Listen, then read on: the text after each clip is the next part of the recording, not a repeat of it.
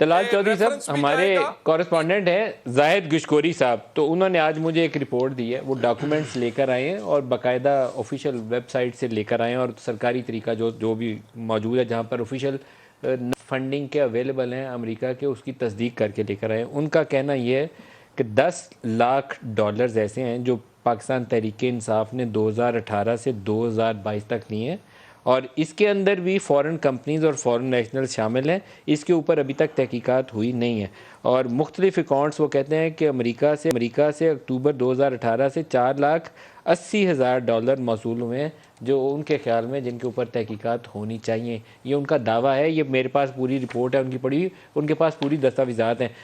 میں قادر مندوخیل صاحب سے اس کا جواب لیتا ہوں، آدمی ہیں یہ قانون کے اوپر زیادہ بہتر روشنی ڈال سکتے ہیں۔ سر اس کی لیگل امپلیکیشن کیا ہو سکتی ہیں اور کیا ہوں گی آپ کی، کیونکہ رولنگ پارٹی ہے تو آپ ہی نے کرنا ہے، بتائیے۔ بہت شکریہ۔ پہلے تو میں ہمارے محترم شعیب شاہین صاحب کی 2-3 باتوں کا میں جواب دینا چاہتا ہوں۔ ہم وکیل ہمارے پاس جب کیس آتے ہیں نا تو بہت سارے کیس ہم ہار جاتے ہیں۔ خاص طور میں اپنی بات بتا رہا ہوں، میں وہ کیس ہار جاتا ہوں جب میرے پاس اینڈ میں آتا ہے۔ وہ کیس میں نے کبھی نہیں ہارا جو شروع سے میرے پاس ہوتا ہے، کیونکہ شروع سے مجھے اس کو آتا ہے کہ کس طرح اس کو ہینڈل کرنا ہے، کس طریقے سے کرنا ہے۔ یہ کیس ایگزیکٹلی اسی طرح ہے۔ پی ٹی آئی والے ایک طرف جو ہے نا وہ خوشیاں منا رہے ہیں، دوسری طرف اپیل کر رہے ہیں۔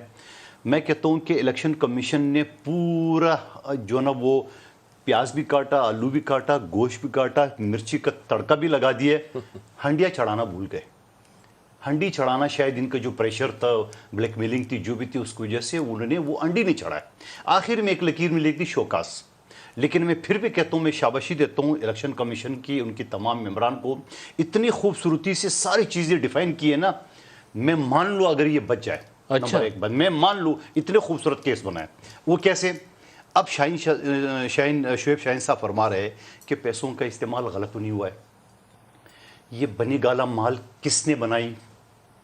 اب میں زیادہ بات نہیں کروں، اس کی والد محترم کو تو نکالا کس بات پہ؟ ان کی بہنوں سے کروڑوں روپے کی جو پیسے نکل گئے وہ کہاں تھے؟ فیملی کو تو سائڈ میں رکھتے ہیں نا، صرف اس کا میں فارم بات فنڈنگ کروں، کی میں بات فیکٹ بتا رہا ہوں نا۔ فیملی کیا ہوتی ہے؟ میری حاجی فریال کو رات 12 بجے گھسیٹ کے انہیں جیل میں ڈالا، اس وقت فیملی یاد نہیں ہے ان کو؟ میں تو فیکٹ بتا رہا ہوں۔ چلیں آپ نہ کریں نا، چلو نہیں فنڈنگ پہ آ کرتا جائیں۔ ہوں، نہیں کرتا ہوں۔ اس کے بعد یہ بتائے کہ یہ شخص 2 لاکھ روپے ٹیکس دیتا، 2018 میں 19 میں 98 لاکھ ٹیکس دیا۔ اس کا کون سا کاروبار ہے؟ کسی کو نہیں پتا۔ توشہ خانہ کے تھائف والا ایشو آ گیا نا جی۔ ٹھیک ہے، چلو توشہ خانوں کے لیے۔ دوسرا محترم ہمارے صدر بھی ہمارے لیے قابل احترام ہے، کہہ رہے ورکروں نے اپنے طور پہ اکاؤنٹ کھولا۔